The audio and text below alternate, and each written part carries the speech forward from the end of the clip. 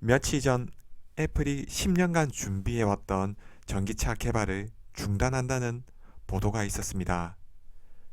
이제 우리는 애플카는 볼 수 없을 겁니다.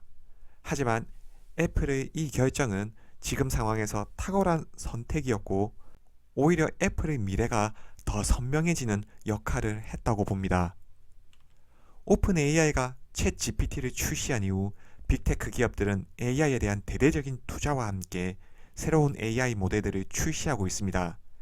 하지만 애플은 한 걸음 물러나 있었죠.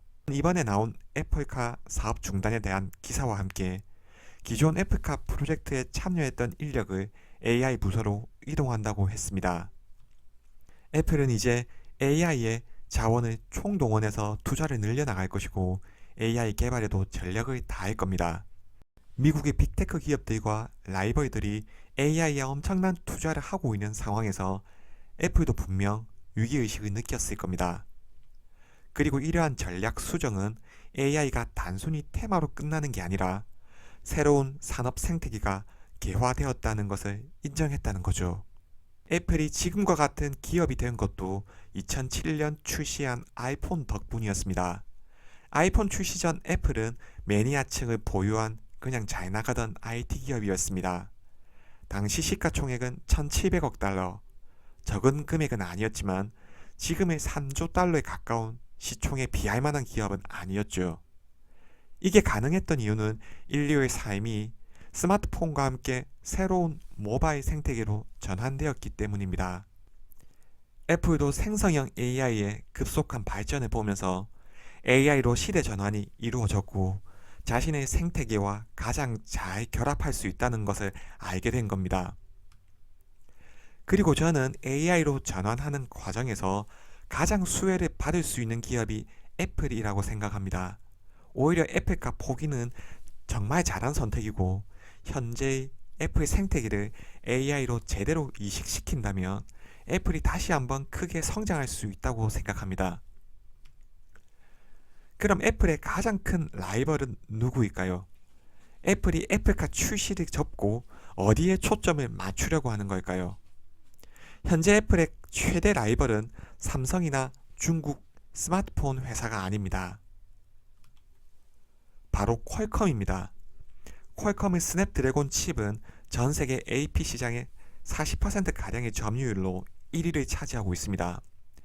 애플이 자신의 하드웨어에 자체 설계한 반도체를 탑재한다면 나머지 회사들의 플래그십 모델에는 거의 퀄컴의 스냅드래곤이 탑재되죠. 현재 삼성전자의 갤럭시 S24 울트라 모델에도 삼성전자의 엑시노스가 아닌 퀄컴의 스냅드래곤이 탑재됩니다. 이 대부분의 스마트폰 제조사들이 소비자들의 선택을 받기 위해 다양한 모델을 만들고 새로운 디자인 개발에 집중할 때 퀄컴은 안드로이드 진영에서 두뇌 역할을 하는 AP 칩을 판매하면서 성장해 왔습니다. 그 정도로 퀄컴은 전 세계 스마트폰 시장의 칩 메이커로서의 막강한 위치를 차지하고 있습니다. 이뿐만 아닙니다. 애플이 초점을 맞추고 있는 공간 컴퓨팅, XR 시장에서 메타의 메타캐스트뿐만 아니라 대부분의 XR 제품에는 퀄컴의 스냅드래곤 칩이 들어갑니다.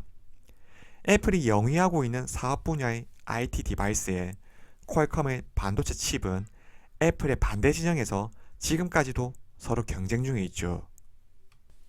현재 스마트폰에 탑재되는 인공지능을 연산하는 온-디바이스 AI가 대세가 되면서 퀄컴의 최신 AP인 스냅드래곤 8 3세대가 다양한 스마트폰 제조사에게 선택받고 있습니다.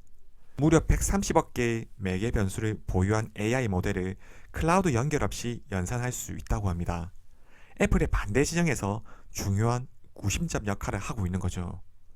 퀄컴은 현재 대형 멀티모달, 온-디바이스 AI에서 이루어지는 LLM, 공간 컴퓨팅, 소프트웨어 지원까지 온-디바이스 AI에서 할 수 있는 영역 확장을 적극적으로 하고 있는 거죠. 올해 하반기 출시 예정인 아이폰 16에서 애플도 뭔가를 보여줘야 하는 상황입니다. 단순히 기존 스마트폰의 스펙 상향만으로는 다른 스마트폰과의 격차가 생길 수 있기 때문이죠. 애플은 과거 수년 동안 자신이 직접 자신의 반도체를 설계하면서 제품의 최적화에 성공했습니다. 반면 인텔과 퀄컴, 브로드컴과 같은 반도체 설계 회사들은 최대 고객을 잃었죠. 애플은 2025년 브로드컴과 퀄컴으로부터 공급받고 있는 무선 주파수 칩과 충전 칩 등 다양한 칩을 자체 반도체로 전환한다고 했습니다. 지난 2020년 애플이 노트북에 사용되는 인텔 반도체 대신 자체 칩을 탑재하면서 인텔은 매출의 10%를 차지했던 고객을 한순간에 잃었습니다. 현재 애플은 브로드컴 연간 매출의 20%를 차지하는 최대 고객입니다. 퀄컴 역시 애플로부터 전체 매출의 22%가량을 벌어들이고 있습니다. 애플은 엔비디아의 폭발적인 성장을 지켜보면서 AI로 전환하는 과정에서 반도체 설계의 중요성이 더 커진다는 것을 다시 한번 실감했을 겁니다. 오히려 불확실한 애플카에 대한 투자를 중단하고 반도체 역량을 강화함으로써 반대 진영에 있는 퀄컴의 아성을 무너뜨리고 애플이 자신의 생태계를 확장시킬 수 있는 칩 설계에 전력을 집중할 것으로 예상됩니다. 애플이 전기차 사업을 중단한 또 다른 이유는 애플 LLM 모델입니다. 애플도 현재 LLM 모델을 준비하고 있습니다. 작년 10월 패럿이라는 생성형 AI 오픈소스를 공개했죠. 패럿에서 주목해야 할 점은 폐쇄적이기로 유명한 애플이 생성형 AI를 오픈소스로 공개했다는 겁니다. 기존의 애플의 전략과 상반된 부분인데 구글이나 오픈 AI에 비해 많이 늦었다는 사실을 인정하고 오픈소스 형식을 통해 더 빨리 진화할 수 있는 길을 택한 것으로 보입니다. 오픈소스를 체질적으로 싫어하는 애플이지만 단기간에 빨리 발전시키기 위해서는 이 방법이 최선이었겠죠. 지금 선두에 있는 챗GPT가 4.0 모델입니다. 이미 학습을 완료하고 그 다음 단계로 나아가는 중입니다. 애플은 이제 모델을 개발했고 한창 학습을 하는 중일 겁니다. 패럿에서 주목해야 할 또 다른 부분은 한정된 메모리를 가지고 LLM을 구현할 수 있는 기술에 초점을 맞추고 있다는 점입니다. 애플은 오히려 빅테크 기업들이 클라우드에서 LLM 기술에 초점을 맞추고 있을 때 온 디바이스에서 어떻게 LLM을 효과적으로 구현할 수 있을지에 초점을 맞추고 있다는 거죠. 결국 대규모 연산에는 클라우드를 통한 LLM이 필요하겠지만 우리가 일상적으로 사용하는 좀 더 편리한 IT 디바이스를 위해서는 온 디바이스에서 해결이 가능하고 궁극적으로 온 디바이스에서 사용 가능한 모델이 되어야 소비자의 선택을 받을 수 있을 겁니다. 클라우드에서 이루어지는 대규모 연산은 인류의 생산성을 위해서는 필요하겠지만 IT 디바이스를 이용하는 소비자가 느끼는 효용은 제한적일 겁니다. 오히려 애플은 자신의 디바이스 자체에 초점을 맞춰서 어떻게 하면 IT 사용자가 AI를 경험할 수 있는지에 중점을 두고 있는 거죠. 그리고 애플에게는 가장 큰 무기가 있습니다. 애플 하드웨어를 사용하는 20억 명의 충성 고객입니다. iOS 점유율은 30%에 다다랐고 IT 디바이스 간의 완벽한 생태계를 구축했습니다.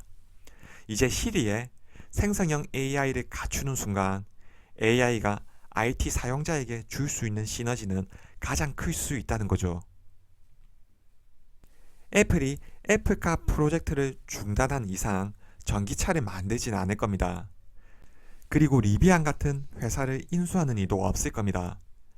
애플은 카플레이뿐만 아니라 자동차 관련 수많은 특허를 가지고 있습니다. 애플은 라이센스를 통해 자신의 기술을 공개하거나 자동차 회사에 AI 칩을 공급해서 자신이 보유한 LLM, AI 모델을 제공할 수 있을 겁니다. 애플은 원래 차를 팔아서 이익을 얻을 생각은 없었습니다. 차를 팔아서 이익을 얻을 수도 없는 구조였죠. 전기차 시장은 새로운 전기차 회사뿐만 아니라 기존 내연기관차 회사까지 뛰어든 경쟁 시장입니다. 여기서 차를 팔아서 마진을 가져가기엔 굉장히 힘든 구조입니다.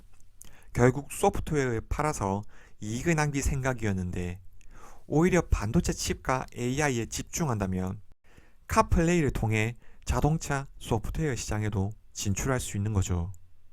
애플의 특허와 카플레이, 자동차 회사들이 할 수 없는 AI 모델을 고도화시킨다면 자동차 소프트웨어 시장에서 자신이 직접 차를 팔지 않아도 소비자의 선택을 받을 수 있을 겁니다. 애플이 10년 전 애플카 개발을 시작했을 때 애플의 접근법은 자동차보다는 전자기기에 가깝다는 판단이었을 겁니다. 애플이 돈이 없는 회사가 아닙니다.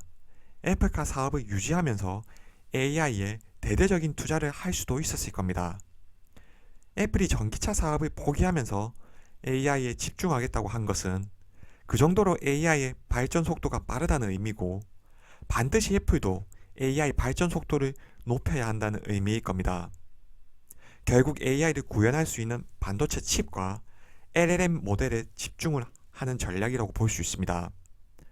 이 기술들은 애플의 모든 하드웨어에 적용될 수 있습니다.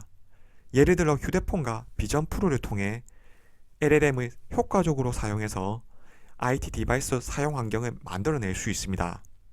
미래의 LLM 모델이 음성 인식과 만나는 순간 우리는 아이언맨의 자비스와 같은 음성 비서를 만날 수도 있습니다.